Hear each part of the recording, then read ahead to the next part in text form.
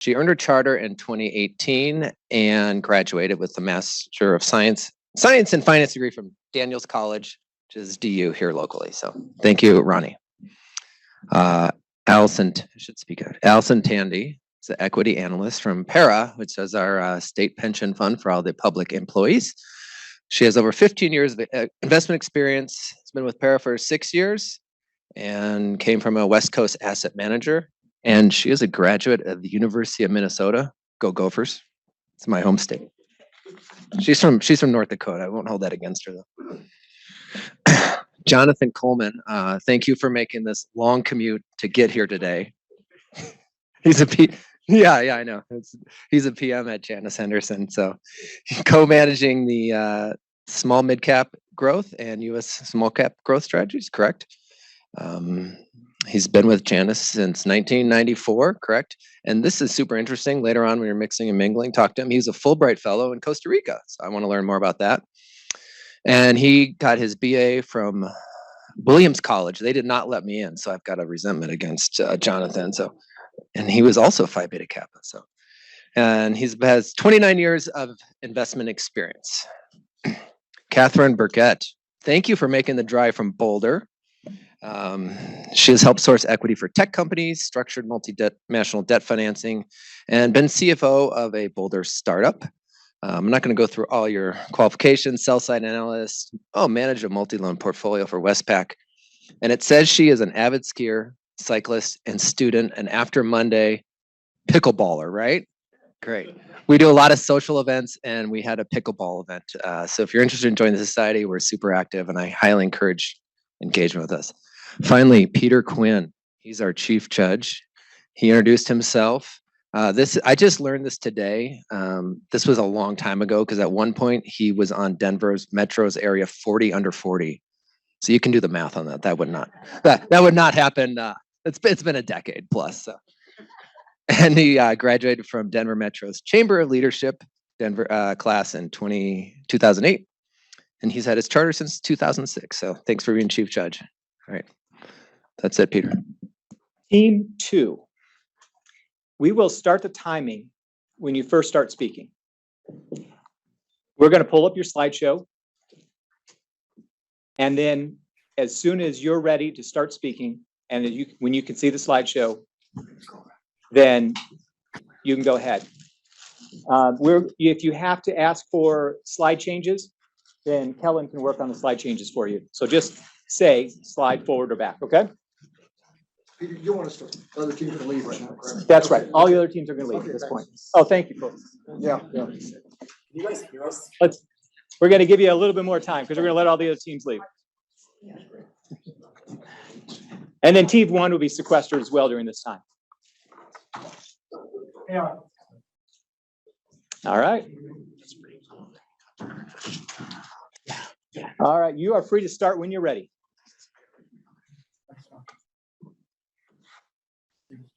Right, so the company that we are presenting is Troy. I'm David. I'm Yash. I'm Justin. I'm Will. I'm Alex. Forward slide. So this is our agenda, and Forward slide. so the company that we are doing analysis on is Helen of Troy. They are currently trading in NASDAQ, and they have a ticker symbol of HELI.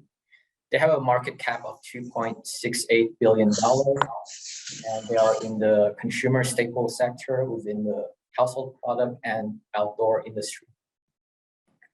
Next slide, please. The current price of HELI is $110. We are targeting a price of $88 after 12 months. Which represents a downside of 90%. Therefore, we recommend a sell for this stock. Next slide, please. So we based our analysis on this thesis.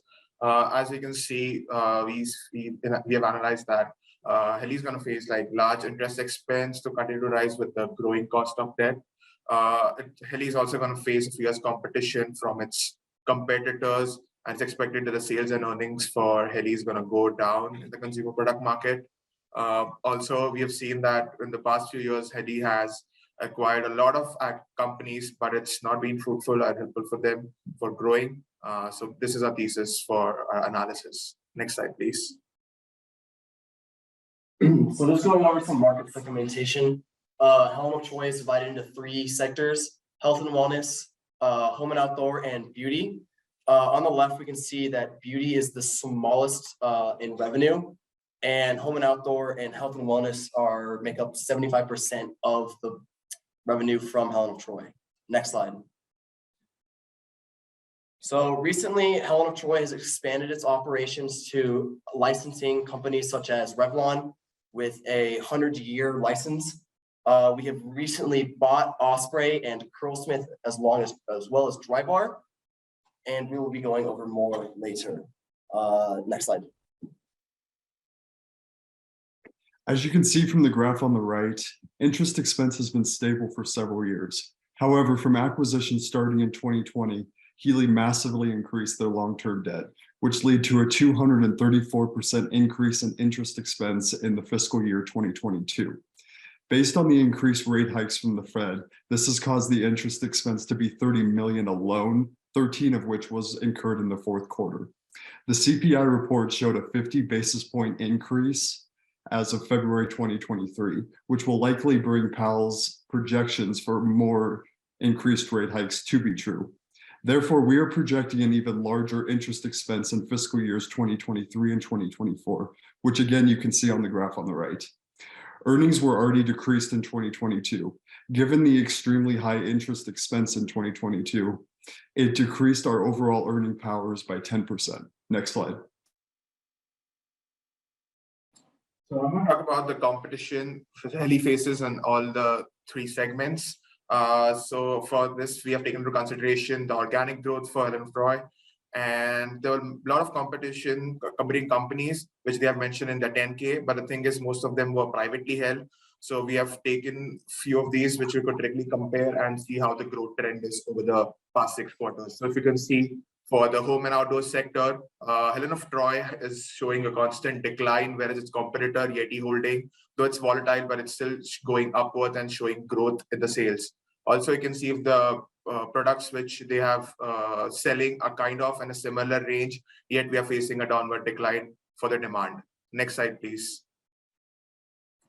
If we look at the health and the wellness sector, we could see the trend that the competitor, Curlox company, is showing a pretty decent stagnant growth, but the Helen of Troy is not so good. It's declining over the past few quarters, and which says like it's facing competition and not able to sustain in the market. Next slide, please. If we see the growth in the beauty sector, which is our smallest revenue over here, also we are facing a lot of competition from our competitors.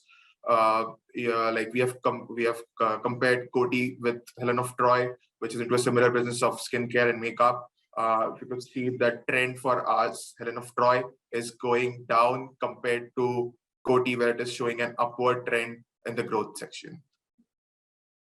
Thank you. Next slide, please. All right, so next I'm going to talk about acquisitions. Like Justin mentioned earlier, Helen of Troy has acquired Drybar, Osprey, and Curlsmith within the last 3 years. Drybar was acquired in the later half of the fiscal year 2020, and Osprey and Curlsmith were both acquired in the later half of fiscal year 2022.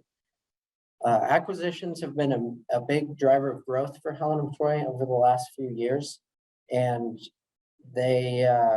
it has left them with a lot of debt, and the free cash flows after servicing that debt have declined over the last 3 years. So following the Curlsmith acquisition, Helen of Troy is down to $192.8 million in available funds to borrow from their current credit agreement. And that is important to note because the Helen of Troy debt revolver needs to be refinanced in 2025 once loans mature, and that will likely increase their interest rates. These acquisitions were made with much cheaper debt than they could source now, so that is something to consider. Their ability to pay down that debt is also being affected by their lower cash flows in this recent period.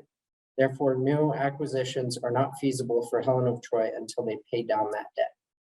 And this is also not likely in the near future due to their low cash flows. Next slide, please. So for Helen of Troy, we have performed 3 different valuation methods. The first one is discounted cash flow. Our adjustments or our assumption is based on the large total debt in the next few years and the increase in capex due to the new acquisition maintenance.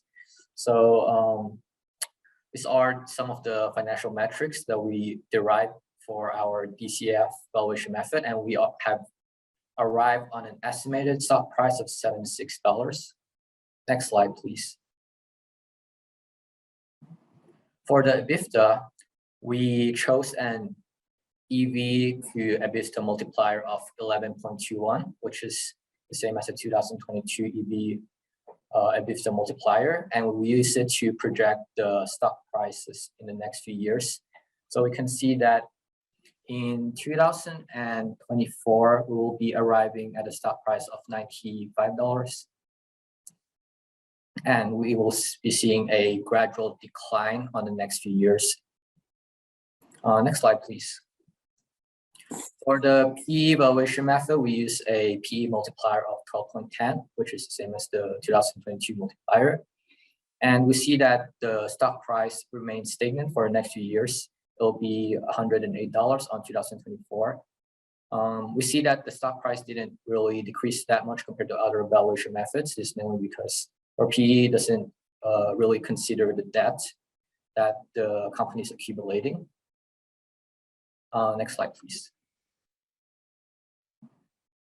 All right, here's some risks that were associated with our assumptions and our thesis. So shifts in consumer preferences could benefit Helen of Troy and lead to higher market share or higher margins on their sales. Earnings could be higher than expected. Interest expenses from their floating debt revolver may decrease, which will lower their interest expense in forward periods. And the SOFR rate may also decrease, leading to similar problems. Yeah, you want to? So we conclude our presentation based on analysis and thesis of that Helen of Troy is facing issues with the acquisitions, with the rising interest rate and the competition. We recommend a sell for Helen of Troy. Thank you so much. Thank you. Thank you.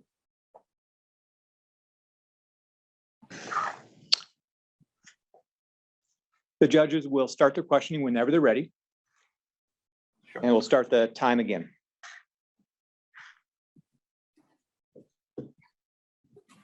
I'm happy to start. Do you have, I apologize if I missed it, but free cash flow estimates for the next 3 years for Helen of Troy? Yes, it's in the appendix. So if you can go to the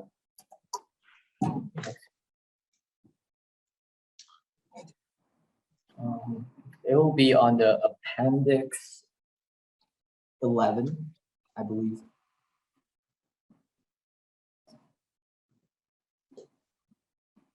Oh, sorry, it's 10. Yeah, so for 2023, it'll be 300,000, and in the latter years, it will gradually decrease due to the debt and the interest expense being larger.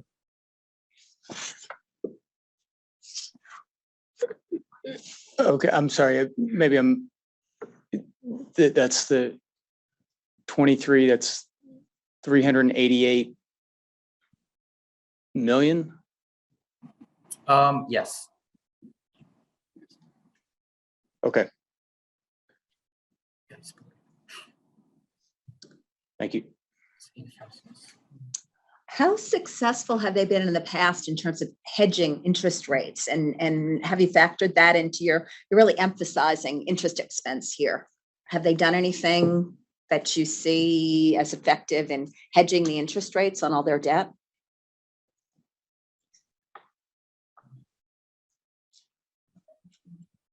Alec, would you like to answer this? In recent years, they were a little more effective at keeping interest rates low, also when the interest rates were lower. However, with the increased rate hikes from the Fed in recent years, we estimate and continuing to estimate that it'll be a lot more difficult to pay them off. Maybe related to that, how much of the debt is fixed versus floating rate?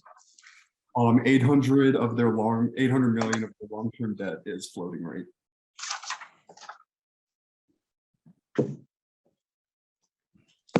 Can you tell us a little bit more about their kind of capital structure and the debt in terms, we've talked about the fixed versus floating, but do they have other options for issuing debt into the fixed income market?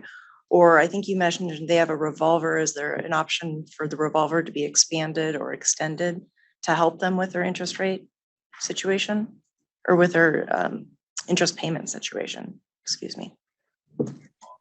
At the moment, as Will mentioned earlier, their credit agreement has limited the amount of debt they can pull. And based on the credit agreement, they're margined to SOFR, which adds an additional 2% to what the current rates are.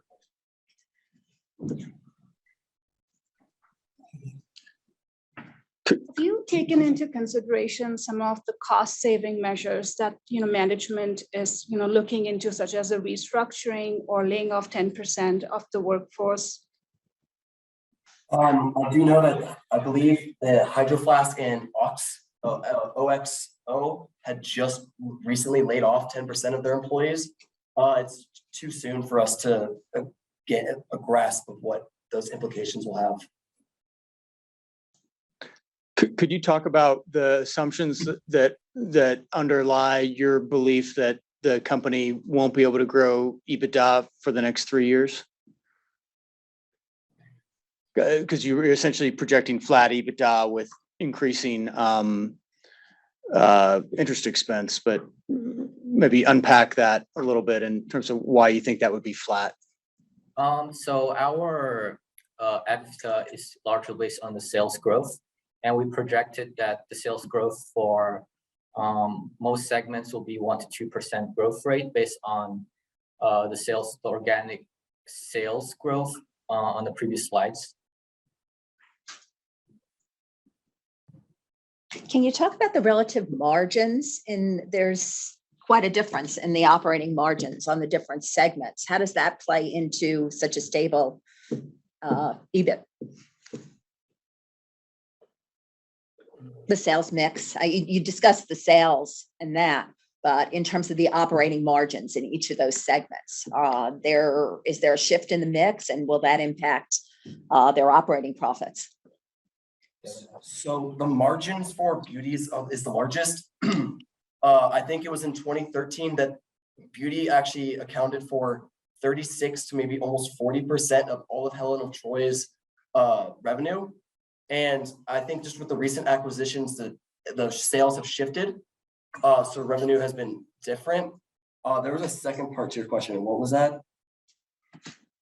The impact of profitability in the different segments on the operating profits or the EBIT. Well, with a lot of our products are higher end products. And we saw during COVID that our revenue went through the roof because people were getting checks and they were willing to spend the extra $15 on certain products, such as like a Hydro Flask. And we also believe that because of this influx of income that people had, that it did create some sort of difference in like there was more sales in certain sectors versus other sectors. If you had the opportunity to talk with the management team, what sort of suggestions would you give them for addressing the issues that you have discovered during your presentation?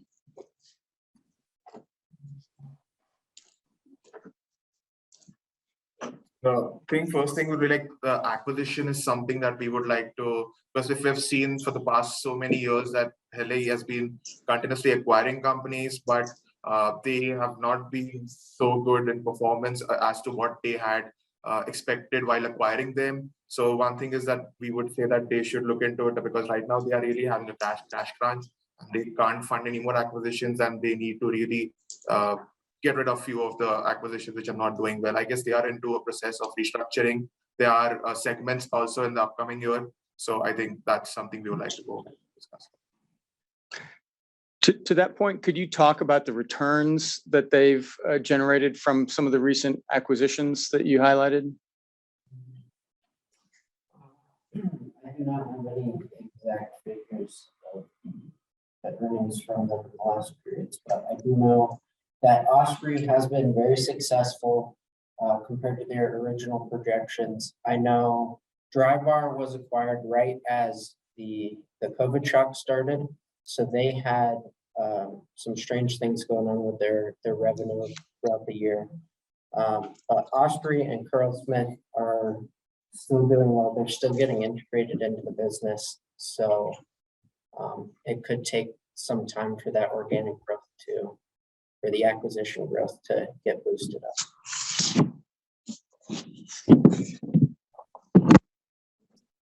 See as the impact, such a large percentage of, and it's seemingly a growing percentage of their revenues are through Amazon and Walmart and Target. How are they addressing that? How are they managing that? 2 minutes.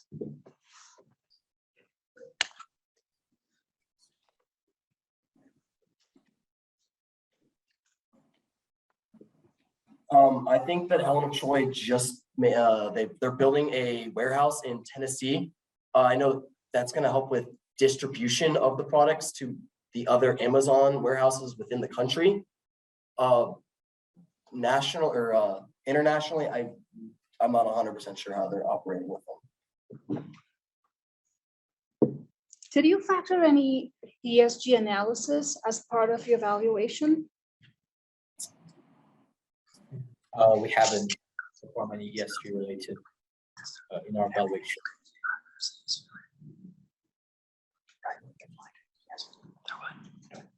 Maybe to go back to Kathy's question, is Amazon good for Helen of Troy or is it bad?